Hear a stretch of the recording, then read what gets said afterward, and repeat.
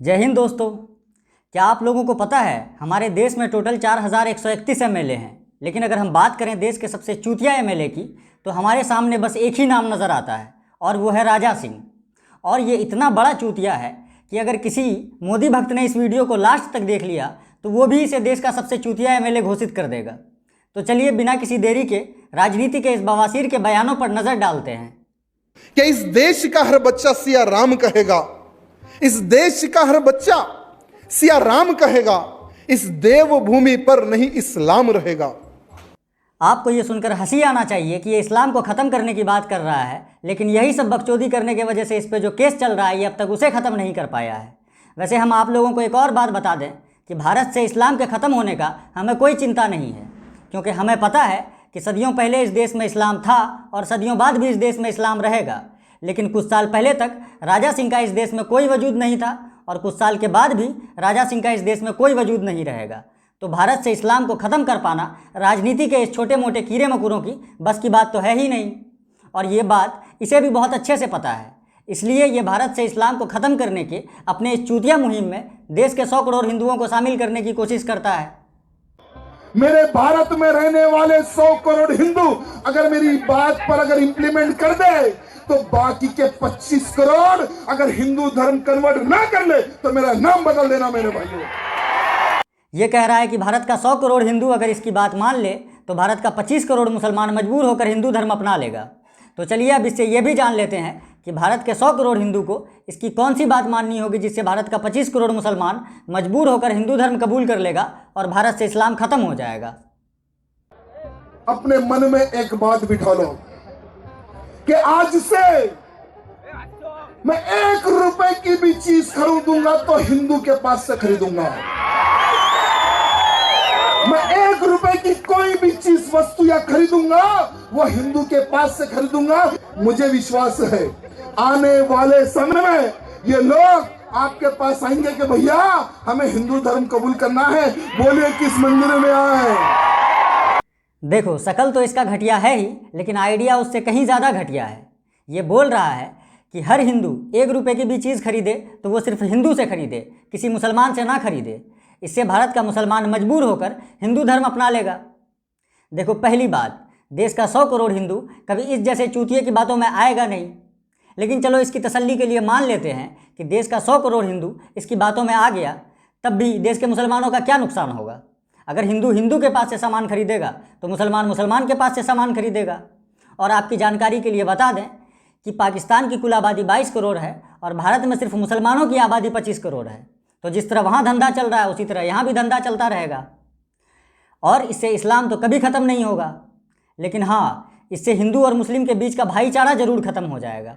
और ये चाहता भी वही है कि ये जितना नफ़रत भारत के मुसलमानों से करता है उतना ही नफ़रत देश का हर हिंदू देश के हर मुसलमान से करे।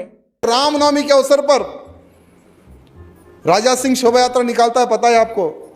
उस दिन एक भी मुसलमान टोपी पहन के बाहर नहीं निकलना है। अगर निकला तो उसका जिम्मेदार वो खुद। 2 साल पहले शुक्रवार के दिन रामनवमी थी, नमाज पढ़ना बंद कर दिए, मस्जिदें खाली हो गई। ये बहुत बड़ी विजय है मेरे भाइयों, हम सबकी ये बहुत बड़ी विजय है। जब ये रामनवमी का जुलूस निकालता है तो इसके इलाके का कोई भी मुसलमान डर से टोपी पहनकर घर से बाहर नहीं निकलता है और इसे ये अपनी बहुत बड़ी जीत समझता है। कोई इस चूतिए को बताओ कि जीत असल में उन हिंदुओं की होती है जिनके रामनवमी के जुलूस में उनके मोहल्ले समाज के मुसलमान भाई टोपी पहनकर सड़कों पर पानी और शरबत का गिलास लेकर उन्हें पिलाने के लिए खड़े रहते हैं।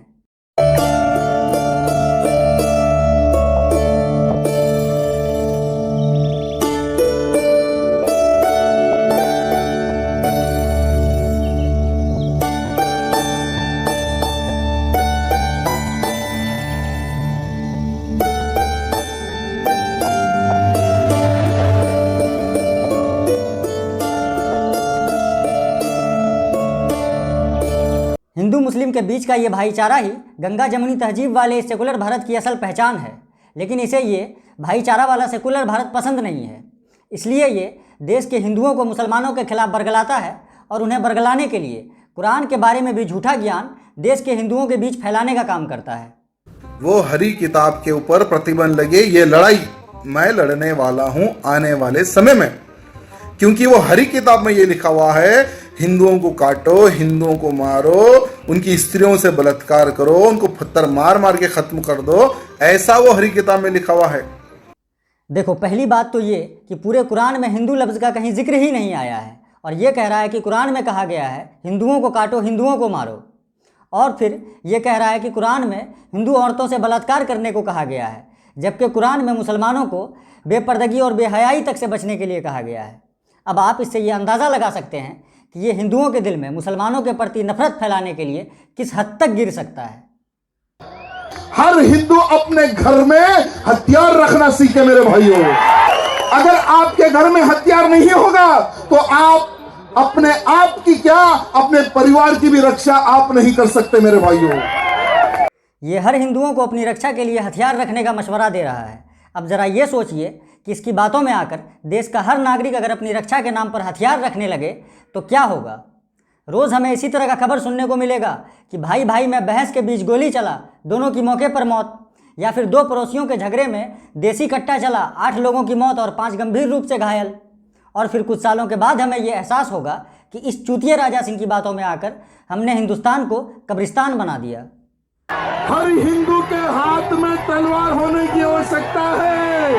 मैं हमारे विश्व हिंदू परिषद के अधिकारी गणों से यह निवेदन करना चाहता हूं कि हर वो नौजवान को AK-47 की शिक्षा भी देने की आवश्यकता है।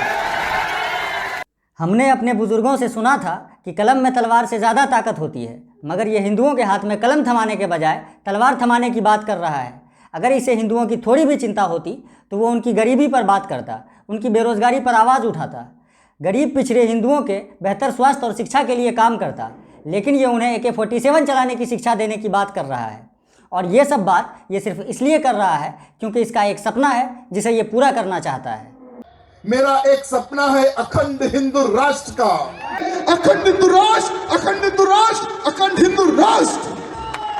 और अखंड हिंदू राष्ट्र बातों से नहीं, अखंड हिंदू राष्ट्र बातों से नहीं, हर वो प्रकार से हमें अखंड हिंदू राष्ट्र बनाना है, चाहे इसके लिए प्राण देने पड़े या प्राण लेने पड़े। ये भारत को हिंदू राष्ट्र बनाना चाहता है और उसके लिए ये जान दे भी सकता है और जान ले भी सकता है। फिर तो जाहिर सी बात है कि भारत को हिंदू राष्ट्र बनाने के पीछे कोई ठोस वजह होगा। तो चलिए इसी से जानते हैं कि ये भारत को हिंदू राष्ट्र क्यों बनाना चाहता है। आज हम अखंड हिंदू राष्ट्र की बात कर रहे हैं, क्यों? क्योंकि हमारे भारत देश में हम गुलाम की जिंदगी जी रहे हैं। 100 करोड़ हिंदू होने पर भी हम हमारे धर्म के लिए बात नहीं कर सकते। 100 करोड़ हिंदू रहते पर भी हम हमारी महिलाओं की रक्षा नहीं कर सकते। खुलेआम इतनी बकचोदी करने के बावजूद ये बोल रहा है कि 100 करोड़ हिंदू होने के बावजूद हम भारत में खुलेआम धर्म की बात नहीं कर सकते। और इसने भारत को हिंदू राष्ट्र बनाने का दूसरा कारण क्या बताया कि 100 करोड़ हिंदू होने के बावजूद हम अपनी महिलाओं की रक्षा नहीं कर सकते।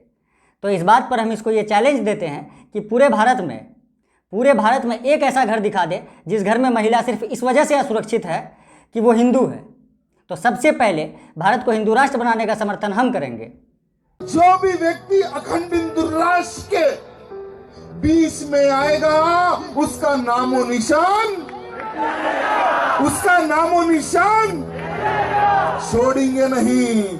ये इंसान का जना सुअर खुलेआम धमकी दे रहा है कि जो हिंदू राष्ट्र के बीच में आएगा ये उसका नामो निशान मिटा देगा। तो अब सवाल ये है कि क्या ये भारत को हिंदू राष्ट्र बनाने के लिए अमित शाह का भी नामो निशान मिटा देगा, क्योंकि सबसे पहले तो अमित शाह ही हिंदू राष्ट्र के बीच में आए हैं। मैं आपसे जानना चाहता हूं गृहमंत्री जी, क्या आप गृहमंत्री के तौर पे, कि आज की बीजेपी, क्या ये मोदी सरकार भारत को हिंदू राष्ट्र के तौर पे देखती? जरा भी नहीं। हम संविधान को मानते हैं, संविधान को स्पिरिट के साथ स्वीकार करते हैं। इस देश में हर पंथ के लोगों को अपने पंथ का अनुपालना करने की संपूर्ण सुविधा है, और ये देश का एक ही धर्म हो सकता है, हमारा संविधान, इसके अलावा कोई धर्म नहीं। देखो, अमित शाह जी ने क्लियर कह दिया है कि वो भारत को हिंदू राष्ट्र के तौर पर नहीं देखते हैं और भारत का सिर्फ एक ही धर्म है और वो है भारत का संविधान। इसलिए राजा सिंह, भारत को हिंदू राष्ट्र बनाने का कीड़ा अपने दिमाग से निकाल दो, क्योंकि तुम्हें तो पता ही होगा कि जो अमित शाह जी से पंगा लेता है उनका क्या होता है। और वो जिनकी हत्या हो गई थी, जिनको जान गंवानी पड़ी। समझ गए ना राजा बाबू, अमित शाह जी से पंगा लिया तो जान और गांड दोनों से हाथ धो बैठोगे। और फिर हिंदू राष्ट्र के चक्कर में जान गंवाना तक तो ठीक है, लेकिन गांड गंवाना थोड़ा ज़्यादा हो जाएगा। ज़रा सोच कर देखो कि भविष्य में इतिहास में बच्चों को ये पढ़ाया जाएगा कि राजा सिंह भारत के पहले ऐसे व्यक्ति हैं जिन्होंने हिंदू राष्ट्र के चक्कर में अपनी गांड गंवा दी, तो कितना बुरा लगेगा। इसलिए मेरा मशवरा है कि हिंदू राष्ट्र का राग अलापना बंद कर दो, क्योंकि मोदी जी का भी यही मानना है कि देश की तरक्की के लिए हिंदू राष्ट्र की नहीं, सेकुलरिज्म की ज़रूरत है। हमें देश को सरदार साहब का सेकुलरिज्म चाहिए, तो ये देश कभी बटेगा नहीं। ये सरदार साहब के सेकुलरिज्म की ऊंचाई थी कि उन्होंने सबको जोड़ने का काम किया, देश को तोड़ने नहीं दिया। हम सब मिलकर के सरदार साहब के उस सेकुलरिज्म को आगे बढ़ाए और देश को नई ताकत दें। कोई भी व्यक्ति जब सत्ता में आना चाहता है तो बहुत बोलता है, लेकिन जब सत्ता में आता है वो सेकुलर बन जाता है। आज ऐसे कई नेताएं हैं जिन्होंने भी हिंदुत्व की बात की है, आज मुख्यमंत्री भी बने हैं, और जिन्होंने भी हिंदुत्व की बात की है आज प्रधानमंत्री भी बने हैं। अरे धिक्कार करता हूं मैं ऐसे नेताओं को। ये साला इंसान रूपी सुअर बीजेपी का एमएलए होने के बावजूद मोदी जी को ही धिक्कार रहा है। अब तो मोदी भक्त भी ये समझ गए होंगे कि देश का सबसे चूतिया एमएलए यही है। इसलिए इस वीडियो के लास्ट में देश के 125 करोड़ जनता की तरफ से राजा सिंह से हम बस इतना ही कहना चाहते हैं कि देखो यार राजा, हम तुमसे रिक्वेस्ट करते हैं, अगर देश का भला चाहते हो तो अब भी समय है, सुधर जाओ या गुजर जाओ, वरना एक दिन मर जाएगा कुत्ते की मौत, जग में सब कहेंगे मर गया मादर चोट। ला ला ला ला ला ला ला ला ला ला ला ला।